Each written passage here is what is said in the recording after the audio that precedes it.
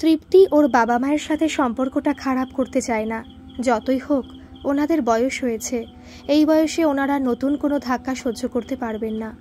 অরিন্দমের সাথে নতুন করে সংসার করার কোনো ইচ্ছা ওর ছিল না, কিন্তু ওর প্রতি একটা আলাদা টান অনুভব করছে। সেটা হতে পারে কিছুটা শারীরিক। সুপ্রতিমের সাথে সেই টানটা অনুভব হয়নি কখনো। তাছাড়া সুপ্রতিম বরাবর বড্ড স্ট্রেট ফরওয়ার্ড, মানে যা করার সেটুকু করেই শেষ। কিন্তু অরিন্দম একদমই তা নয়। ধৈর্য ধরে প্রত্যেকটা মুহূর্তকে রাঙিয়ে তোলে নিজের ভালোবাসা দিয়ে। এমনকি সব কিছু শেষ হয়ে যাবার পরও যেন সেই ভালোবাসার রেশ থেকে যায়। সুপ্রতিমকে ছেড়ে দেবার কথা ভাবতেও কেমন লাগছে, আবার অরিন্দমের প্রতিও দুর্বলতা অনুভব করছে। এসব চিন্তা করছিল এমন সময় কাঁধে একটা হাত এসে ঠেকল, সাথে বাবার কণ্ঠস্বর কানে। তৃপ্তি, মা সত্যি করে বলতো, তুই কি সুপ্রতিমের সাথে আর সংসার করতেই চাস না? দেখ, তুই যথেষ্ট বুদ্ধিমতী, তোকে বেশি কিছু বলার নেই আমার। যা সিদ্ধান্ত নিবি তাতে আমি পাশে থাকব, কিন্তু আমাদের মান সম্মানটা ধুলোয় মেশাস না যেন। তৃপ্তি বলল, বাবা তুমি এরকম কেন বলছো? তৃপ্তির বাবা বললেন, দেবপ্রতিম বাবু মানে তোর শ্বশুর মশাই ফোন করেছিলেন, জানতে চাইছিলেন তুই কেমন আছিস, এসব আর কি। আমি ওনাকে কিছু জানাইনি তোদের ব্যাপারে, কিন্তু ভদ্রলোক যথেষ্ট মার্জিত রুচিসম্পন্ন, উনি তোদের সমস্যাটা নিশ্চয়ই বুঝবেন। আজকাল চিকিৎসা পদ্ধতি কত উন্নতি করেছে, বাচ্চা নিতে চাইলে ভালো কোনো গাইনি দেখিয়ে আমরা এগোতে পারি।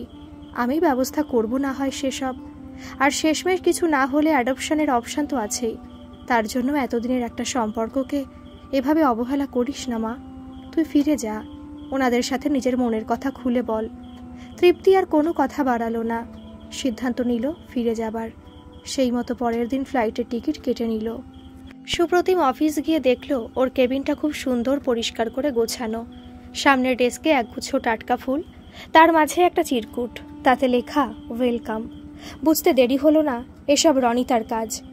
মেয়েটা ওকে চিয়ার আপ করার কত চেষ্টাই না করছে, অথচ মেয়েটাকে একটুও সময় দিচ্ছে না।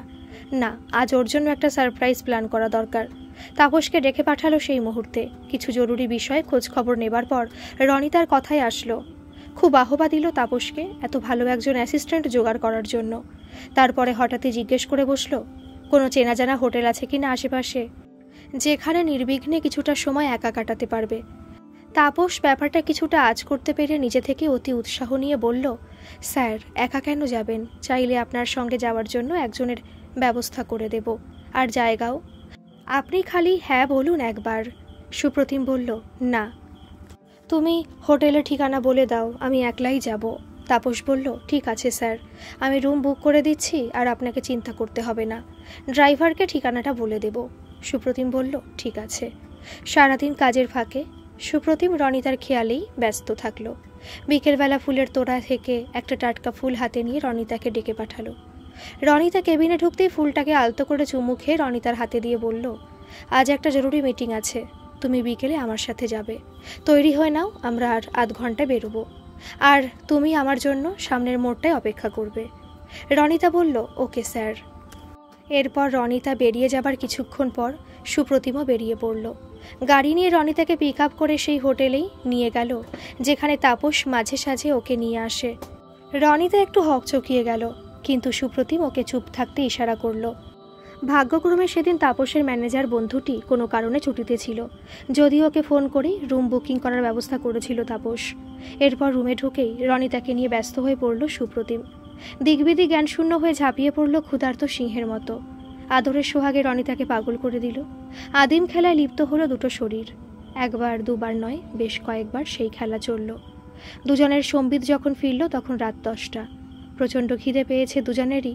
খাবার অর্ডার করে খাওয়া দাওয়া করে রনিতাকে ওর বাড়ির কাছে এক জায়গায় ছেড়ে নিজের বাড়ি ফিরে গেল সুপ্রতিম। লতা ওর মায়ের কাছে কিছু টাকা ধার চাইল। অবাক হয়ে ওর মা বলল, আবাগির বিটি, সংসার চালানোর টাকা নেই, আমি তোকে ধার দেব কোথা থেকে?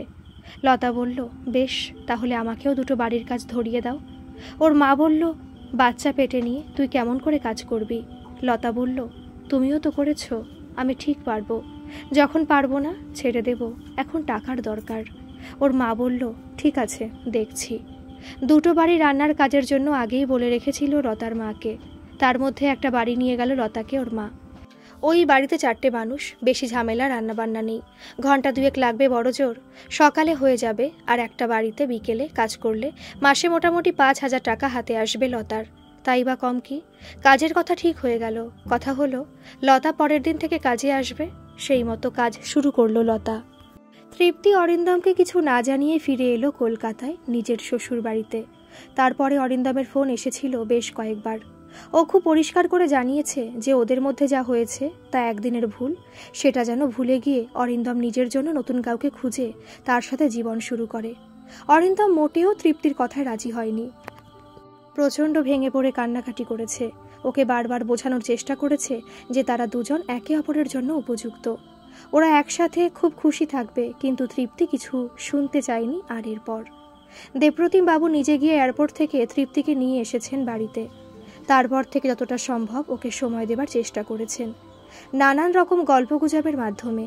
উনি তৃপ্তির কাছে জেনেছেন যে ওর পাহাড় ঘুরতে ভালো লাগে, তাই চেনাশোনা একটা ট্রাভেল এজেন্টের সাথে কথা বলে ওদের দুজনের জন্য পাহাড়ে ছুটি কাটাতে যাবার একটা ভালো ট্রিপ প্ল্যান করে ফেলেছেন। যত তাড়াতাড়ি সম্ভব টিকিট কেটে দুজনেকে ঘুরতে পাঠাবেন বলে মনস্থির করেছেন। শুধু ওদের দুজনকে জানানো বাকি। শর্বরীর সাথে রোজই মর্নিং ওয়াকে দেখা হয়, দুজনের টুকটাক গল্পও হয়। একদিন শর্বরীকে দেবপ্রতিম বাবু জিজ্ঞেস করলেন ওর বাবা মা আর বাড়ির ব্যাপারে। শর্বরী সবটুকু জানালো। তারপরে দেবপ্রতিম বাবুর স্ত্রীর কথা জানতে চাইল। উনি বললেন আমাদের বহুদিন আগেই পথ আলাদা হয়ে গেছে। আমাকে আর ছেলেকে একলা ফেলে রেখে প্রেমিকের হাত ধরে দূরে কোথাও চলে গেছেন। কোথায় থাকে তাও জানি না। শর্বরী চুপ হয়ে গেল ওনার কথা শুনে। অবাক হয়ে বলল আপনার মতো মানুষকে ছেড়ে চলে যেতে পারলো কেমন করে? নিশ্চয়ই এত দিনের অনুশোচনা হয় ওনার মনে মনে। আর আপনি তারপরে কখনো বিয়ের কথা ভাবেননি কেন? দেবপ্রতিম বাবু বললেন সময় পাইনি আর প্রয়োজনও বোধ হয়নি। শর্বরী আবার প্রশ্ন করল শারীরিক চাহিদা না হয় নাও থাকতে পারে, কিন্তু শেষ বয়সটুকু কাটানোর জন্য একটা মনের মতন সঙ্গীরও প্রয়োজন বোধ হয়নি? দেবপ্রতিম বাবু বললেন সত্যি বলতেই তখন হয়নি। এখন রিটায়ারমেন্টের পর বন্ধু বান্ধবদের নিয়ে ঘুরে বেড়াই মাঝে মাঝে, বেশ আড্ডাও মারতে পারি। যাদের বউ আছে তাদের সবার জীবনে সময়ের শিকল আছে, আমার সেটা নেই। বৌমা মাঝে মধ্যে ধমক দেয় বটে, তবে অত জোরাজুরি কিছু করে না। আমার স্বাধীনতায় কেউ বাধা দিক এমন আমার পছন্দ না। শর্বরী বলল এই একটা বিষয়ে আপনার সাথে আমার ভয়ানক মিল আছে। আমিও আমার জীবনটা আমার মতে আমার ইচ্ছায় চালাতে চাই, কারোর গোলামি করে নয়। ইনফ্যাক্ট আমার তো চাকরিটাও বেশি দিন করার ইচ্ছে নেই। ছোটোখাটো একটা ব্যবসা করতে পারলে বেশ ভালো হতো। দেবপ্রতিম বাবু বললেন বাহ, এত অল্প বয়সে এত গভীর চিন্তা ভাবনা করেছ, এটাই তো বড় ব্যাপার। তবে আমি বলবো ব্যবসাটা বেশ রিস্কের, তাই পুরো প্ল্যান করে তবেই চাকরিটা ছাড়ো, সাথে ব্যাকআপ প্ল্যানও রাখবে। পুরো দমে তোমার প্ল্যানটা কাজ করবে সেটা জরুরি নয়। শর্বরী বলল হ্যাঁ সেটাই তো সমস্যা। আর তার সাথে আরও একটা সমস্যা আছে, আমার ফান্ড নেই অতটা। সে যা হোক করে লোনের ব্যবস্থা করব, কিন্তু একা এই ফিল্ডে নামতে ভয় করছে। দেবপ্রতিম বাবু বললেন তুমি খুব বুদ্ধিমতী। বললাম তো প্ল্যান করে ব্যাকআপ রেখে এগিয়ে যাও। দেখো তুমি ঠিক পারবে, মনে সাহস রাখো। আর আমিও আছি। কখনো যদি মনে হয় আমি কোনো সাহায্য করতে পারি তাহলে নির্দ্বিধায় জানিও, কেমন? শর্বরী খুব খুশি হলো সব শুনে। মনে মনে ওনাকে অনেক ধন্যবাদ দিল ওকে এত সাহস জোগানোর জন্য। বাড়ি থেকে এত দূরে একজন এমন মানুষের সান্নিধ্য পাওয়া ভাগ্যের বিষয়। লতা দুটোই বাড়ির কাজ শুরু করেছে। কটা দিন যাবার পরই পথে একটা বাড়িতে ওকে বাচ্চা দেখার কাজের জন্য বলাতে ও রাজি হয়ে গেল। সকালবেলা একবারই রান্না করে বাচ্চা দেখার কাজ করে, ফেরার পথে আরেকবারই রান্না করে রাতে বাড়ি ফিরবে। 2 মাস যেতেই বেশ কিছু টাকা হাতে এলো লতার। নিজের কিছু পুরনো গয়না ছিল, সেসব বেচে কিছু টাকা পেল। আরও কিছু টাকা লোন নেবার কথা ভাবল। লতার খুব ইচ্ছা ও নিজের একটা ভাতের হোটেল খুলবে ছোট্ট করে। ওর মাও তাতে রাজি। আরও কটা মাস কাজ করলে ওরা মোটামুটি কিছুটা টাকা জমিয়ে হোটেল খুলতে পারবে, তাতে রোজগার কিছুটা বাড়বে। বাড়িতে নতুন আসবে, তার জন্য কিছু জোগাড় যন্ত্র আছে। লতার মাও এখন লতাকে আর ওর সন্তানকে মেনে নিয়েছে। তৃপ্তি আর সুপ্রতিম বেড়াতে গেছিল, সেখান থেকে ফিরেছে মাসখানেক হলো। ওদের মধ্যে সম্পর্ক কিছুটা স্বাভাবিক হয়েছে। তৃপ্তি সব কিছু ভুলে নতুন করে সব শুরু করার চেষ্টা করছে।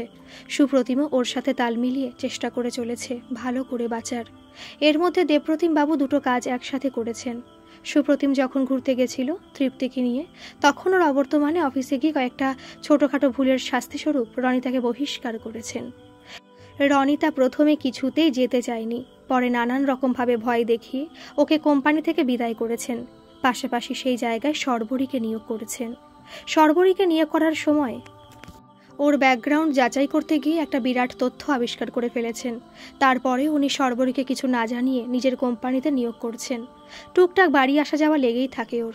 সুপ্রতিম ফিরে এসে রনিতার ব্যাপারটা নিয়ে ওর বাবার সাথে কথা বলতেই উনি জানান যে রনিতাকে কোম্পানিকে না রাখার সিদ্ধান্তটা শুধু ওনার ব্যক্তিগত নয়, বরং তাতে সুপ্রতিম আর তৃপ্তির সংসারে স্থিতিশীলতা আসবে। সেজন্য ওই সিদ্ধান্ত থেকে উনি কিছুতেই পিছু পা হবেন না। আর রনিতাকে যে উনি শুধু কোম্পানি থেকে বহিষ্কার করছেন তা নয়, তার বিনিময়ে উনি রনিতার জন্য অন্য একটা কোম্পানিতে চাকরির সুযোগ করে দিয়েছেন, তবে তা অন্য শহরে। তৃপ্তি বেশ বুঝতে পারছে ওর শরীরে কিছু পরিবর্তন দেখা দিচ্ছে। ডাক্তারের কাছে গিয়ে জানতে পারলো ও মা হতে চলেছে। খুশিতে আপ্লুত হয়ে উঠেই আবার দপ করে যেন নিভে গেল। মনের ভেতরে একটা অজানা আশঙ্কা উকি দিচ্ছে বারবার। নিজের মনকে কিছুতেই শান্ত করতে পারছে না। হিসেব মতো যে সময় ও কনসিভ করেছে তখন অরিন্দমের সাথে ওর শারীরিক সম্পর্ক হয়েছিল, তাই শিশুর পিতৃত্ব নিয়ে ওর মনে গভীর প্রশ্ন জাগছে। সুপ্রতিম অফিস থেকে বাড়ি ফিরতেই তৃপ্তি ওকে পেছনে থেকে জড়িয়ে ধরে ওর পিঠে মুখ ঘষতে লাগলো। সুপ্রতিম তৃপ্তির হাত দুটো ধরে ওকে বুকে টেনে নিয়ে আদর করে বলল, কি ব্যাপার, আজ বুঝি খুব ভালোবাসা উতলে উঠছে? আমি একটু ফ্রেশ হয়ে নিই, তারপরে না হয় শুরু করব। তৃপ্তি যেন শুনতেই পেল না সুপ্রতিমের কথা, বরং আরও ঘনিষ্ঠ হয়ে এলো সুপ্রতিমের বুকে। তারপরে ওর কানের কাছে ঠোঁটটা নিয়ে গিয়ে আলতো কামড় দিয়ে বলল, এখন যে আর আমি একা না, আমার সাথে আরও একজনও তোমার আদর চায়। সুপ্রতিম দুষ্টু হেসে বলল, চাইলেই হলো, আমি শুধু আমার বউকে ভালোবাসি, আর কাউকে না। তৃপ্তি এবার সুপ্রতিমের হাত ধরে টেনে নিয়ে গিয়ে আয়নার সামনে দাঁড়ালো। তারপরে সুপ্রতিমের হাতটা নিজের পেটের ওপর রেখে বলল, সে যদি আমাদেরই অংশ হয় তাহলেও না। সুপ্রতিম এবার একটু গম্ভীর হয়ে উঠে পর মুহূর্তেই অবাক হয়ে হেসে তৃপ্তিকে জড়িয়ে ধরে জিজ্ঞেস করলো, সত্যি বলছো তুমি? তৃপ্তি বলল, আমি বলছি না, ডাক্তার আর টেস্ট রিপোর্টগুলো বলছে। আরও কিছু টেস্ট করাতে বলেছেন ডাক্তার, এটুকু বলে রিপোর্টগুলো আর প্রেসক্রিপশন সুপ্রতিমের হাতে দিল। সুপ্রতিম তখন খুশিতে ডগমগ হয়ে তৃপ্তির সামনে হাঁটু গেড়ে বসে ওর হাতটা ধরে বলল, তুমি আমাকে আজ জীবনের সবচেয়ে বড় খুশির খবর দিয়েছ। বলো কি চাও, যা চাইবে তাই পাবে। তৃপ্তি সুপ্রতিমের হাত দুটো ধরে ওকে তুলে জড়িয়ে ধরে ওর বুকে মুখ গুজে বলল, আমাদের সন্তানকে এতটাই ভালোবেসো, আগলে রেখো। আমরা যেমন আছি তেমনি যেন সারা জীবন থাকতে পারি। তোমার আমার মাঝে যেন কেউ কখনো না আসে, ব্যাস এটুকুই। সুপ্রতিম আবেগঘন হয়ে বলল, আমি তোমাকে কথা দিলাম তৃপ্তি, আমি সারা জীবন তোমাদের দুজনকে খুব ভালোবাসবো, আর কখনো তোমাদের কোনো অভাব হতে দেব না। খুব হাসি খুশিভাবে জীবন কাটাবো, তুমি দেখো। দুজনেই এরপর কিছুক্ষণ নীরব রইল। একটু পর সুপ্রতিম বলল, তৃপ্তি, বাবাকে খবরটা জানিয়েছ? তৃপ্তি বলল, না, তোমার অপেক্ষা করছিলাম। যাও তুমি বলো। সুপ্রতিম বলল, কি বলছো? আমরা দুজনে মিলেই বলবো, তুমিও যাবে আমার সাথে, বাবা খুব খুশি হবে শুনে। স্বর্ণাভ রনিতার মধ্যে জোর ঝামেলা হয়ে গেছে। রনিতা যখন জানিয়েছে যে ওকে অন্য শহরে যেতে হবে চাকরির সূত্রে, সেই নিয়েই মূলত। দুজনের মধ্যে মনোমালিন্য তো ছিলই, বিয়ে করা নিয়ে এখন দুজনের আলাদা শহরে থাকা নিয়েও ঝামেলা শুরু হলো। রনিতা নতুন শহরে যাবার সময় স্বর্ণাভ গেছিল সেখানে ওর সহায়তা করার জন্য। নতুন বাড়ি খুঁজে দেওয়া, আরও নানান সরঞ্জাম কেনাকাটা যাবতীয় কাজ করে দিয়ে তবে ফিরেছে। তবে দুজনেই মানসিক অশান্তিতে আছে। রনিতা দেবপ্রতিম বাবুর কাছে কথা দিয়েছিল যে সুপ্রতিমের সঙ্গে আর কোনো রকম যোগাযোগ রাখবে না। সেই সাথে দেবপ্রতিম বাবু ওর মুখ বন্ধ রাখার জন্য মূল্যস্বরূপ ওকে বেশ মোটা অঙ্কের টাকা দিয়েছে। রনিতা প্রথমে নিতে না চাইলেও পরবর্তীতে কম্পেনসেশন ভেবে রেখে নেয়। সুপ্রতিমের সাথে সে আর কোনো যোগাযোগ করেনি, এমনকি নিজের ফোন নাম্বার বদলে নিয়েছে যাতে সুপ্রতিম কোনোভাবে ওর সাথে যোগাযোগ না করতে পারে। এমনকি ও নিজেও চাইছিল ওই পরিবেশটা থেকে বেরিয়ে নিজের জীবনটাকে আরেকটা সুযোগ দিতে। এখানে নতুন অফিসে বেশিরভাগ বুড়ো লোকজন কাজ করে। নবীন বলতে সে আর একজন দারোয়ান গোছের একটা ছেলে, এই যা। তবু নতুন জায়গায় একটু একটু করে মানিয়ে নেবার চেষ্টা করছিল। এমন সময় হঠাৎ খুব অসুস্থ বোধ করতে থাকে কিছুদিন যাবৎ।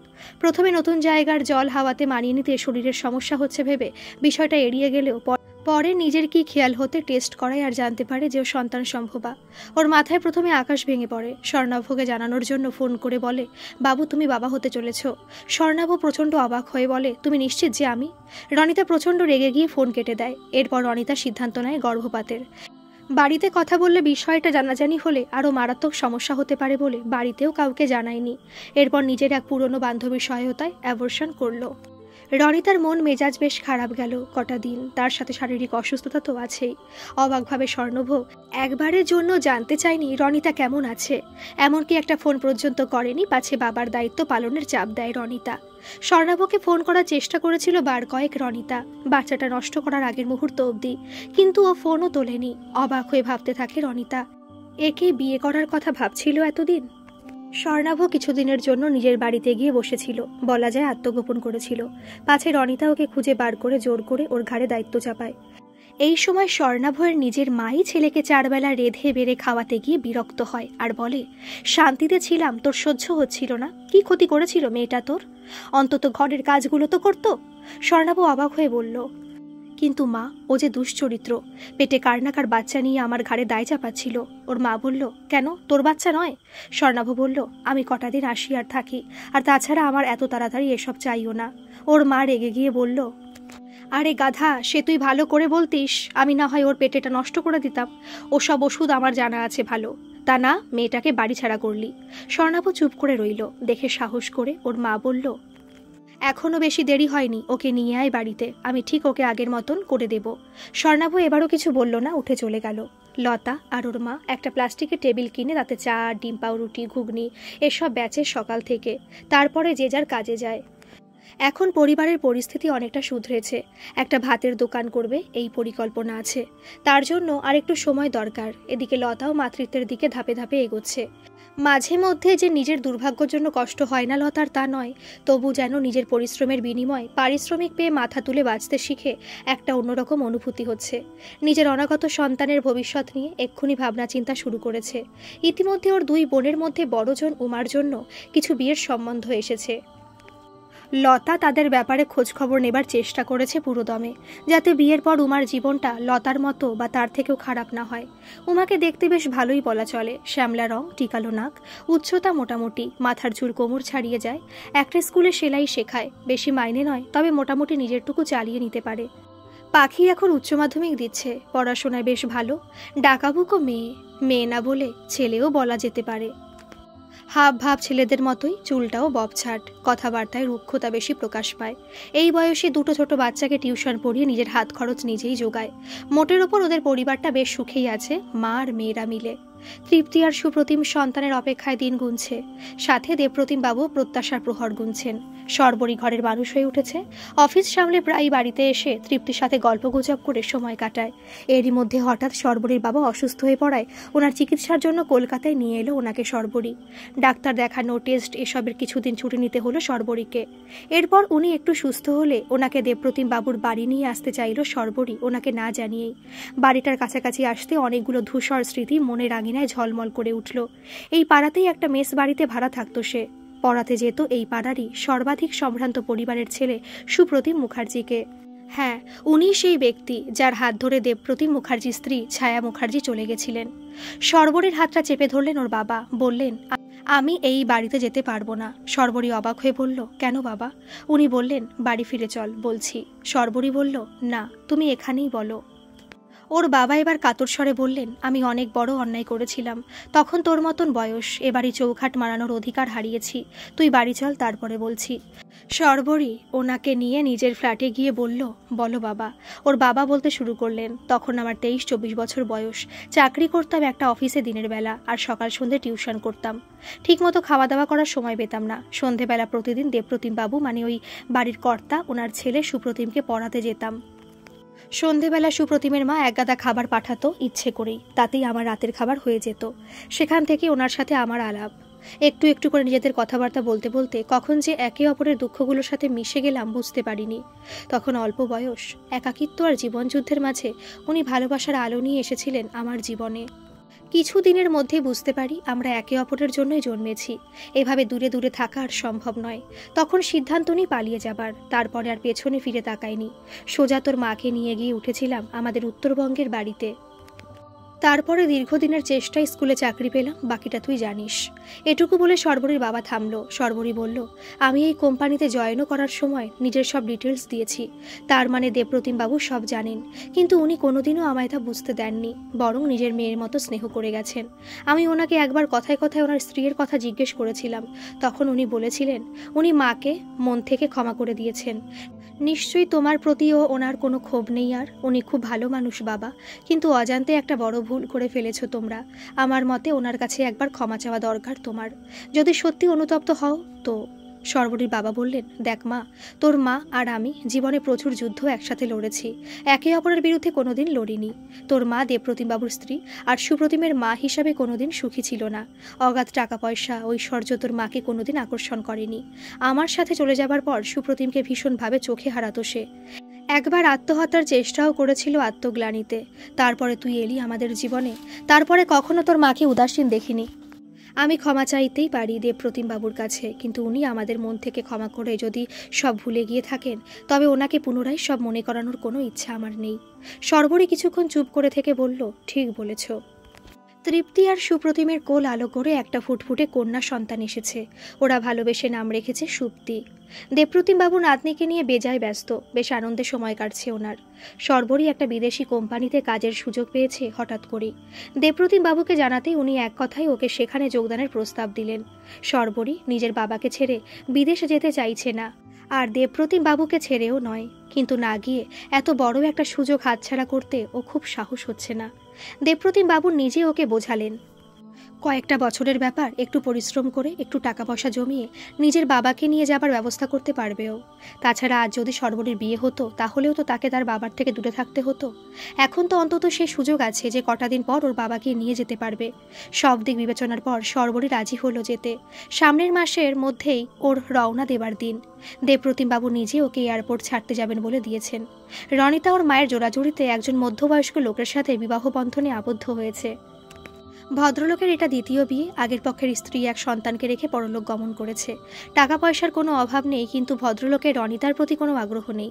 বিয়ের পর 3 মাস কেটে গেলেও ওকে ছুঁয়েও দেখেনি। বাচ্চাটির জন্য একটা সারাদিনের আয়া আছে। রনিতাও দিনের বেলা অফিস করে ফিরে বাকিটা সময় নিজের মতো কাটায়। ভদ্রলোকের বিশাল ব্যবসা, প্রচুর টাকা। প্রতিদিন নির্দিষ্ট সময়ে ঘরে ফিরে মেয়ের সাথে কিছুটা সময় কাটিয়ে রঙিন পানীয় নিয়ে বসেন। তারপরে রাতের খাওয়া দাওয়া করে নিজের ঘরে ঘুমোতে চলে যান।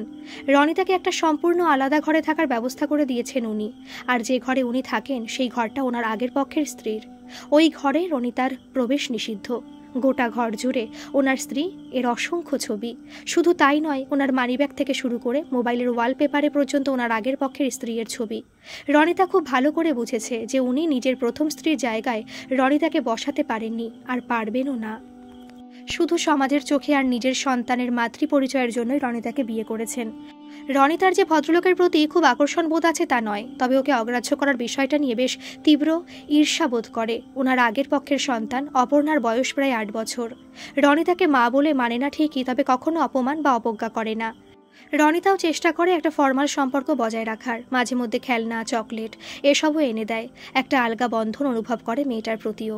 বিবাহিত জীবনের সুখ স্বাচ্ছন্দ্য না পেলেও মাতৃত্বের একটা আলাদা স্বাদ অনুভব করতে পারছে, এই বা কম কি। সুপ্রতিমা ওর সাথে অন্যায় করেছে, আর স্বর্ণাবহ আর তাপসদাও চিরদিন ওকে শুধু নিজের প্রয়োজনে ব্যবহার করে গেছে। তবে এই মানুষটার কোনো চাহিদা নেই ওর কাছে। স্বর্ণাভয়ের মা বহুদিন ধরে অসুস্থ, বাবা তো শয্যাশায়ী ছিলেন। তার উপর মায়েরও এই অবস্থায় বাধ্য হয়ে স্বর্ণাভকে দিনের পর দিন ছুটি নিতে হলো কাজ থেকে। একসময় মাইনে পাওয়া বন্ধ হয়ে গেল, প্রায় না খেতে পেরে মরার অবস্থা হলো। স্বর্ণাভু আর কোনো আত্মীয় স্বজন কারোর কাছে কোনো সাহায্য না পেয়ে ছুটল লতার কাছে। গিয়ে সোজা উপুর হয়ে পড়ল ওর পায়ে, বলল, আমাকে মাফ করে দাও, আমার অন্যায় হয়ে গেছে, আমি খুব ভুল করেছি, জানি আমার অপরাধ ক্ষমার যোগ্য নয়, তবু তুমি আমাকে ক্ষমা করে দাও, বাড়ি ফিরে চলো। লতা ওর সদ্য জন্ম নেওয়া ছেলেকে দুধ খাওয়াচ্ছিল। এই পরিস্থিতিতে বুঝতে পারল না কি করবে। নিজের পাটা সরিয়ে নিয়ে বলল, আমি ছেলেকে দুধ খাওয়াচ্ছি, আপনি এখন যান, আপনার সাথে আমার কোনো সম্পর্ক নেই। স্বর্ণাভ বলল, না না, এভাবে বলো না, এ তো আমাদেরই সন্তান, আমি ওকে খুব ভালো করে মানুষ করব, তোমাকেও খুব সুখে রাখবো, তুমি শুধু একবার ফিরে চলো আমার সাথে, আমার ভুল শুধরানোর একটা সুযোগ দাও। লতা বলল, না, আমি আর কোথাও যাব না। আমার সন্তানও আমার কাছেই থাকবে। এতদিন আমরা কেমন ছিলাম, কেমন করে দিন কেটেছে তার খোঁজ তো কোনোদিন নেননি। আজ হঠাৎ করে ছেলের প্রতি এত দয়া কেন? স্বর্ণাভ বলল, তুমি বিশ্বাস করো লতা, তোমাকে ছেড়ে দিয়ে আমি একটা দিন একটা মুহূর্ত ভালো ছিলাম না। সব সময় তোমাদের কথা ভেবেছি, লজ্জায় তোমাকে মুখ দেখাতে আসতে পারিনি। আজ বহু কষ্টে তোমার সামনে এসেছি, দাঁড়ানোর সাহস জুটিয়েছি। লতা বলল, তা হয় না, সব কিছুর একটা সময় থাকে। আপনি আপনার ছেলেকে সেদিন অস্বীকার করেছিলেন, আজ আবার নিজের বলে স্বীকার করছেন, কাল আবারও অস্বীকার করতে পারেন।